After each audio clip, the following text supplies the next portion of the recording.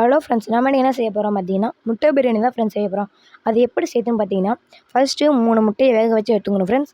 அடுத்து வந்து பார்த்தீங்கன்னா, வெங்காயம், தக்காளி, பச்சை மிளகாலாம் அரிஞ்சு வச்சுக்கணும் ஃப்ரெண்ட்ஸ். ஸ்டவ் ஆன் பண்ணிவிட்டு ஸ்டவ்வில் வந்து பார்த்தீங்கன்னா சட்டி வச்சுக்கோங்க ஃப்ரெண்ட்ஸ். சட்டியில் செஞ்சால் கொஞ்சம் டேஸ்ட்டாகும் ஃப்ரெண்ட்ஸ். அப்போ வந்து பார்த்தீங்கன்னா ரவுண்டு எண்ணெய் ஊற்றிட்டு அதில் கொஞ்சம் நெய் போட்டுட்டு நெய் கரையிற வரைக்கும் விட்டுருங்க ஃப்ரெண்ட்ஸ். அடுத்து வந்து பார்த்தீங்கன்னா, பட்டை, லவங்கம், பிரியாணி இலை எல்லாத்தையும் ஒன்றா போட்டுட்டு அதுக்கப்புறம் வந்து பார்த்தீங்கன்னா சோம்பு கொஞ்சம் போடணும் ஃப்ரெண்ட்ஸ். அதுக்கப்புறம் வந்து பார்த்தீங்கன்னா பச்சை மிளகா கொஞ்சம் போட்டுங்க ஃப்ரெண்ட்ஸ். போட்டு கொஞ்சம் நேரம் கிண்டி விட்டுட்டு அப்புறம் வந்து பார்த்தீங்கன்னா வெங்காயத்தை கொஞ்சம் போட்டுங்க ஃப்ரெண்ட்ஸ். வெங்காயம் போட்டுட்டு வந்து பார்த்தீங்கன்னா நல்லா வெங்காயம் கிண்டுங்க ஃப்ரெண்ட்ஸ்.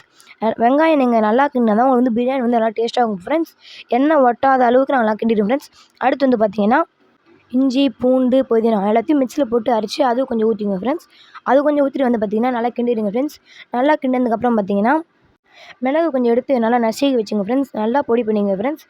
பொடி பண்ணிட்டு பார்த்தீங்கன்னா அடுத்து வந்து பார்த்தீங்கன்னா தக்காளியை கொஞ்சம் மிக்ஸியில் போட்டு அரைச்சி ஊற்றிங்க ஃப்ரெண்ட்ஸ். ஊற்றிட்டு நல்லா கிண்ட ஆரம்பிச்சிடுங்க ஃப்ரெண்ட்ஸ். அடுத்து வந்து பார்த்தீங்கன்னா மிளகு கொஞ்சம் போட்டுங்க ஃப்ரெண்ட்ஸ். அடுத்து வந்து பார்த்தீங்கன்னா சால்ட்டு கொஞ்சம் போட்டுங்க ஃப்ரெண்ட்ஸ். அடுத்து வந்து பார்த்தீங்கன்னா தனி மிளகாத்தூள் கொஞ்சம் போட்டுங்க ஃப்ரெண்ட்ஸ். வேண்ட அளவுக்கு தனி மிளகாத்தூள் போட்டுட்டு அதுக்கப்புறம் நல்லா மிக்ஸ் பண்ணி விட்டுங்க ஃப்ரெண்ட்ஸ். தயிர் கொஞ்சம் ஊற்றிங்க ஃப்ரெண்ட்ஸ். தயிர் கொஞ்சம் ஊற்றிட்டு மிக்ஸ் பண்ணுங்க ஃப்ரெண்ட்ஸ். மிக்ஸ் பண்ணதுக்கப்புறம் பார்த்தீங்கன்னா வேக வச்ச முட்டையை வந்து பார்த்தீங்கன்னா ஃப்ரெஷ் ஷேப்பில் கொஞ்சம் கட் பண்ணி போடுங்க. அப்போ தான் வந்து பார்த்தீங்கன்னா உங்களுக்கு கொஞ்சம் பிரியாணிக்கு அந்த மசாலாலாம் முட்டைக்குள்ளே போய் ஒட்டும் ஃப்ரெண்ட்ஸ்.